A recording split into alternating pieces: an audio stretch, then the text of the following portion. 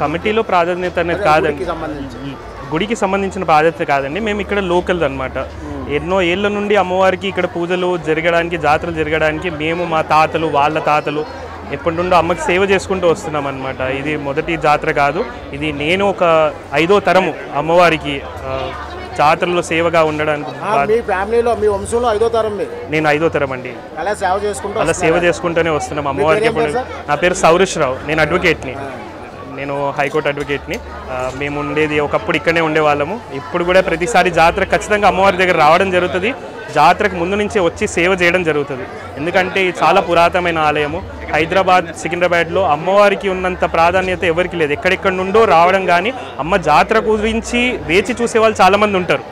ఖచ్చితంగా జాతర గురించి వస్తారు, అమ్మ దర్శనం చేసుకుంటారు, వెళ్తారు. ఎందుకంటే ఉజ్జయిని అనేది శక్తిపీఠం. శక్తిపీఠంలో అమ్మవారిని తీసుకొని వచ్చి అక్కడి నుండి ఒక రూపాన్ని తీసుకొచ్చి ఇక్కడ ప్రతిష్ఠ చేసి అమ్మవారిని కొలవడం జరుగుతుందన్నమాట. దీనికి ముందు కథనం ఏంటంటే, సికింద్రాబాద్లో ప్లేగ్ వచ్చినప్పుడు ఇక్కడి వాళ్ళు ఈ ప్రదేశాన్ని వదిలేసి వేరే ప్రదేశానికి వెళ్ళడం జరిగారు. ఇక్కడ పని చేసే వాళ్ళు ఉజ్జయిన్లో ఉండేవాళ్ళు ఒకళ్ళు. వాళ్ళకి ఇలా ప్లేగ్ ఉంది రావద్దు అని చెప్పడం గురించి లెటర్ రాసి పంపించారు. పంపిస్తే వాళ్ళకి తెలిసి వాళ్ళు అక్కడ అమ్మవారిని కోరుకున్నారు, ఉజ్జయిన్లో మహాంకాళిని.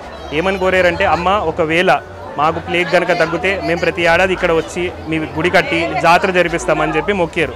అలానే తగ్గడం జరిగింది. అతను అక్కడి నుండి అమ్మవారిని తీసుకొచ్చి ఇక్కడ ప్రతిష్ఠించి, అలానే ఆయన ఆ మాట ఆ రోజు తీసుకున్నది ఎన్నో వందల సంవత్సరాల నుంచి అమ్మకి ఆషాఢంలో ప్రతిసారి జాతర జరగడం జరుగుతుంది. అమ్మ కూడా ఆయురారోగ్యాలతో అందరినీ అమ్మ దీవించడం కూడా జరుగుతుంది. ఇది ఎప్పటి నుంచో వస్తున్న ఆనవాయితీ. ఇది స్పెషల్ ఏంటంటే తెలంగాణ మొత్తంలో హైదరాబాద్, సికింద్రాబాద్, ఇంకొకటి ఉజ్జయిని మహాంకాళికి జాతర అయినప్పుడు ఎక్కడ కూడా జాతర జరుగుతుంది. కేవలం అమ్మవారికే జాతర. ఇది అమ్మవారి చాలా విశేషత. ఇక్కడ వచ్చిన వాళ్ళకి ప్రతి వాళ్ళకి మంచి జరుగుతుంది.